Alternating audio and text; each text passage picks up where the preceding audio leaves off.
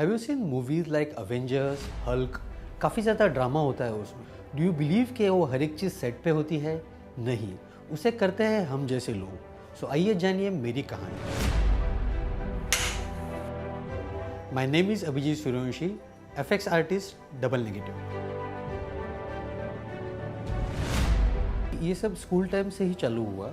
School में ही drawing करना मुझे काफ़ी अच्छा लगता था। मेरे क्लास में भी स्टूडेंट थे जो पढ़ाई में होशियार थे, बट उनको भी सिंपल ड्राइंग की चीज़ें नहीं समझती थी। फॉर एग्जांपल, जैसे एलिमेंट्री क्लास में एक स्पीयर को या बॉक्स को टॉप और प्रोस्पेक्टिव से ड्राइंग करना है, वो कर नहीं पाते थे। और मुझे इस बात की हैरानी होती थी कि इतने होशियार लड़के लोग, उनको ये सिंपल चीज़ कैसे नहीं समझ रहे। मुझे फिगर आउट करने में थोड़ा वक्त लग गया कि मेरा विजुअल सेंस और इनका विजुअल सेंस में थोड़ा सा डिफरेंट है। मैं चीज़ों को विजुअली काफ़ी अच्छी तरीके से समझ पाता हूँ, कोई भी एंगल से या किसी भी तरीके से, जो काफ़ी होशियार लड़कों को भी नहीं समझता। उसी वक्त मैंने सोचा था कि मैं जो भी करेगा स्कूल के बाद पढ़ेगा, तो वो आर्ट से रिलेटेड या ड्राइंग एंड पेंटिंग में ही पढ़ेगा। ऐसा करते हुए मैं आर्ट इंडस्ट्री से मेरा लगा हुआ और धीरे धीरे जाते मैं आर्ट इंडस्ट्री में आया। स्कूल के बाद मैंने जेजे स्कूल ऑफ आर्ट्स में एडमिशन लिया। कॉलेज टाइम में हर किसी के दिमाग में होता है कि ग्रेजुएशन करने के बाद क्या। अभी मेरा डिग्री तो ड्राइंग एंड पेंटिंग में होगा, बट इसके बाद मुझे करियर करने के लिए कौन सा फील्ड चूज़ करना है। डिग्री खत्म होते होते मैं इस डिसीजन पे पहुंचा कि मुझे 3D इंडस्ट्री से रिलेटेड अगर मैं चीज़ करूँगा तो मेरे लिए सही रहेगा। जो लोग करंटली काम कर रहे थे इंडस्ट्री में, उनके थ्रू नाम आया कि मैक करके एक इंस्टीट्यूट है, जो इंस्टीट्यूट करंटली स्टूडेंट को जो प्रैक्टिकल नॉलेज है, जो फिल्म इंडस्ट्री के लिए लग रहा है, जो एनिमेशन इंडस्ट्री के लिए लग रहा है, वो पढ़ाता है। और वो एक में इंस्टीट्यूट है उस वक्त कि जो ये बातें स्टूडेंट को जो प्रैक्टिकल फील्ड में होता है वो बताता है। तो ये बात सुनने के बाद फिर जैसा जेजे का डिग्री ख़त्म हुआ मेरा 2006 या 7 में, उसके बाद फिर मैं उसके सर्च में लग गया कि और क्या ऑप्शन है, इसके अलावा भी कोई इंस्टीट्यूट है कि जो अपने को बेटर पढ़ा सकता है। बट कोई भी मैक के पास नहीं मिला जिस तरीके से मैक था, और मैक के स्टूडेंट से मैं मिला जो कि ऑलरेडी फील्ड में काम कर रहे थे। जो मेरे जेजे के दोस्तों ने मिला है, ऑलरेडी सब एक ही फील्ड में थे, इंडस्ट्री में ही थे। फिर जाके डिसाइड हुआ कि नहीं, हमें करना है तो मैक से करना पड़ेगा, उसके अलावा कोई भी इनके पास नहीं है जो इस लेवल तक हमको पढ़ा पाए। फिर जाके मैं मैक में एडमिशन लिया। जेजे में जब मैं था तभी ये तो डिसाइड किया कि मुझे 3D इंडस्ट्री में जाना है और मैक से ही पढ़ना है। बट मैक का फ़ीस भरना ये एक बहुत बड़ा चैलेंजिंग टास्क था, बिकॉज मैं उस वक्त रहता था और नालासोपारा के एक स्लम में। तभी मेरा घर का, अगर मैं घर भी बेच देता तो 40 या 50 हज़ार से ज़्यादा नहीं आते, और उससे ज़्यादा फ़ीस था। तो वो बहुत डिफ़िकल्ट था कि ये करना है या नहीं करना है। बट आज मैं कहता हूँ कॉन्फिडेंटली कि वो डिसीजन ने पूरी लाइफ चेंज कर दी। आज मैं जहाँ पे हूँ, आज मैंने जो किया है लाइफ में, जितना रिस्पेक्ट सोसाइटी में मिला है या जितने पैसे कमाए हैं, उसका जो टर्निंग पॉइंट मेरे लाइफ में रहा वो रहा मैक में एडमिशन लेना, जो कि मैंने उस वक्त किया। मैक में एडमिशन तो हो गया। क्लास ज्वाइन करने के बाद पता चला कि एनिमेशन और वीएफएक्स इंडस्ट्री में काफ़ी सारे छोटे छोटे सेगमेंट्स हैं।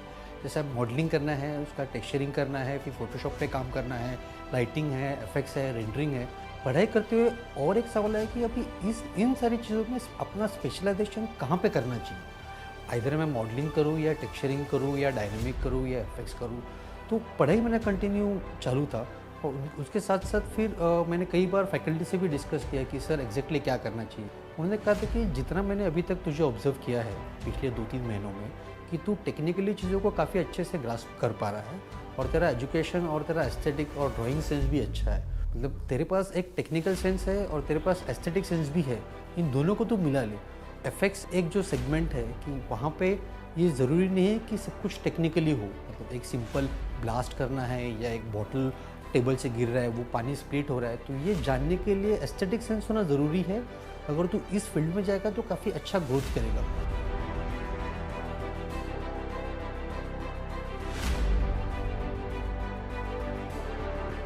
वो दौर ही थोड़ा अलग था। मतलब उस वक्त मैं रहता था नालासोपारा में, और वहाँ से मैं मैक में पढ़ाई करने के लिए आता था, जो कि लगभग मेरे घर से 1.5 या 2 घंटे के डिस्टेंस पे था।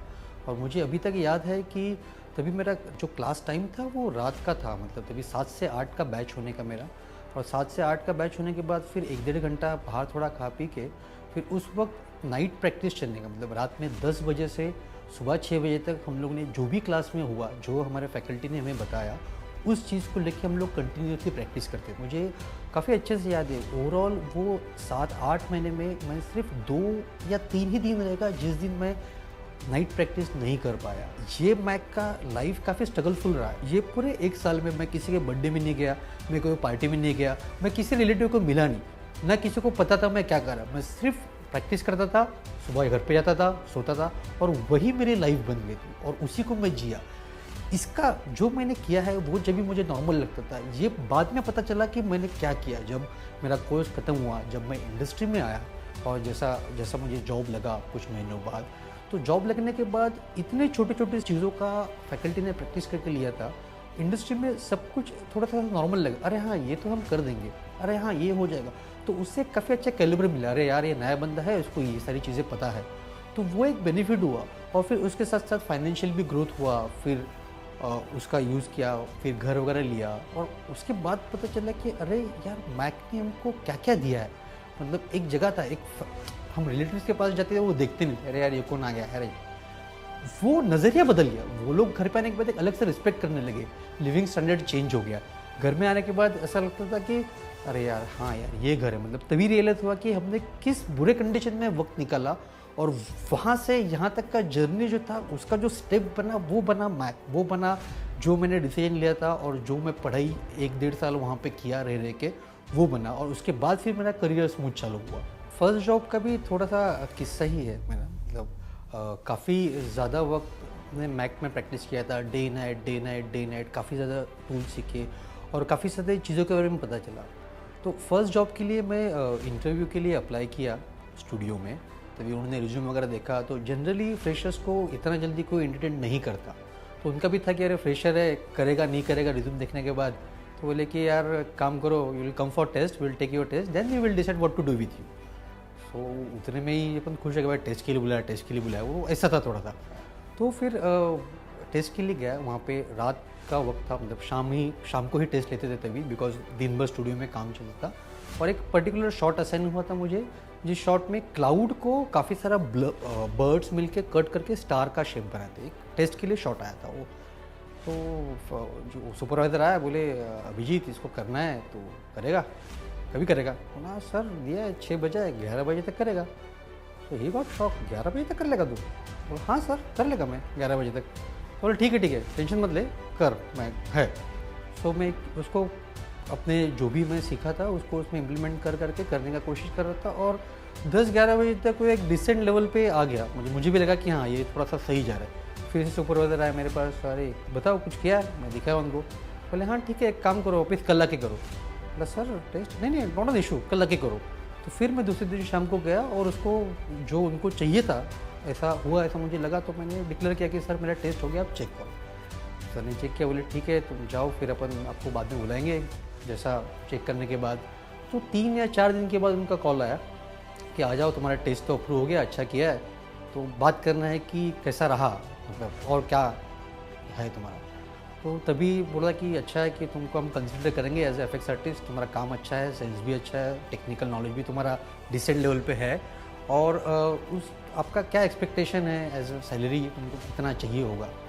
तभी किसी ने सैलरी कितना चाहिए ये पूछने के बाद तो वैसा ही मैं थोड़ा ये हो गया, अरे यार अभी क्या। तो आई सेड सर 12,000 रुपया चलेगा, बिकॉज तभी फ्रेशर को 8,000 या 10,000 के आसपास मिलता था। तो सर काफ़ी देर चुप बैठे, मैं टेंशन बोला ज़्यादा तो नहीं बोलते यार 12,000।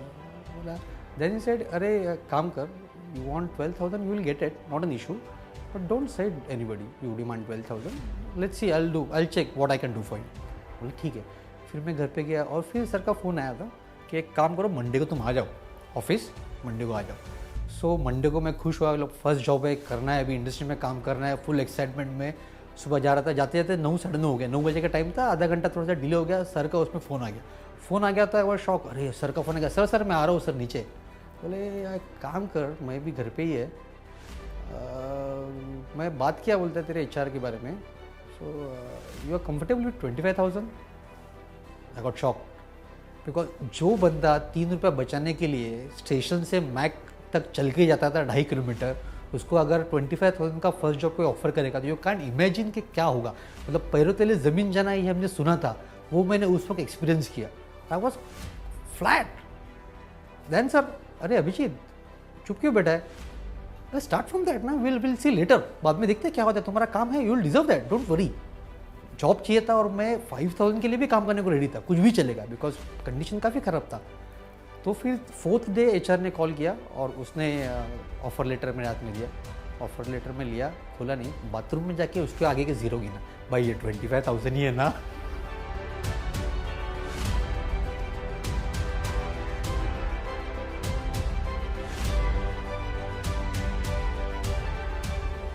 इनिशियली मुझे अच्छे अच्छे प्रोजेक्ट पे काम करने का चांस मिला। इनिशियली कुछ एड्स फिल्म किए, फिर बॉलीवुड्स के फिल्में हुई। 3 या 4 साल का वर्क एक्सपीरियंस के बाद मुझे चांस मिला रिलायंस मीडिया वर्क में काम करने के लिए, जहाँ पे उस वक्त वो लोग G.I. जो या एक्सपेंडेबल 2 इस फिल्मों पे काम कर रहे थे। सो मैंने जो भी मेरा अभी तक का वर्क एक्सपीरियंस था वो सब दिखा के वहाँ पे इंटरव्यू क्लियर किया और वहाँ जाके फिर मैं उन फिल्मों पे काम करने लगा। वो काफ़ी ग्रेट एक्सपीरियंस था। मतलब नॉर्मली बॉलीवुड का फिल्म्स का डेटा और उस पर काम करना, यहाँ के डायरेक्टर का रिक्वायरमेंट और जो हॉलीवुड की फिल्म्स होती है उनका काफ़ी प्रिसाइज होते हैं। वो उनका जो फुटेज होता है, उनका जो डिमांड्स होते हैं वो काफ़ी प्रिसाइज होती है उनका, और उनके साथ काम करने का, उन्होंने जो करेक्शंस दिए वो इम्प्लीमेंट करके, और उसके बाद जब वो शॉट वर्ल्ड वाइड रिलीज़ होता है वो देखने का एक अलग फील था। और उसके बाद फिर रिलायंस मीडिया वर्क के बाद देन मैं मूव हुआ प्राणा स्टूडियोज़ में, जहाँ पे डिज़नी के लिए काम किया जाता था। प्लेन्स 2, टिंकरबेल्स हुआ वहाँ पे, जैसे गेम ऑफ थ्रोन्स पे मैंने काम किया। गेम ऑफ थ्रोन्स का टोटल एक्सपीरियंस ही काफ़ी अलग था एज ए एफएक्स आर्टिस्ट। वो हॉलीवुड का फिल्म था, वहाँ से काफ़ी फुटेज आते थे, और वो सीक्वेंस में जैसे ड्रैगन सीक्वेंस है और उसके पीछे काफ़ी ज़्यादा क्राउड है, जो कि ड्रैगन के आने के बाद काफ़ी ज़्यादा चहल पहल हो रही है, रनिंग हो रही है। वो क्राउड सीक्वेंस पे काम करने का चांस मिला।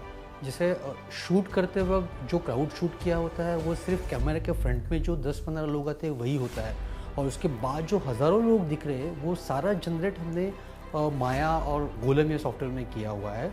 और वो काफ़ी टेक्निकल चैलेंज भी रहा एज ए एफएक्स आर्टिस्ट। उसके बाद एक बाहर का फ्रेंच प्रोजेक्ट था PGP MMP, जिसमें एक सीक्वेंस था जहाँ पे टॉर्नेडो फॉर्म होता है और वो टॉर्नेडो चेस करता है, वो जो एक हीरो कैरेक्टर है उसको। तो वो टॉर्नेडो का फॉर्मेशन स्क्रैच से करने मिला, जहाँ पे जो चीज़ें मैंने सीखा हुआ है अभी तक, जैसे है मैक्स का नॉलेज, फ्यूम, क्रैकेटोआ, माया फ्लूइड, इन सबको इंटीग्रेट करके वो एक एफेक्ट्स बनाने का मौका मिला, जो कि काफ़ी अच्छा स्क्रीन पे दिखता है। साथ साथ में मिर्जिया नाम का बॉलीवुड की जो फिल्म है उसके लिए भी काम किया, उसके लिए भी काफ़ी अच्छा एक्सपीरियंस रहा।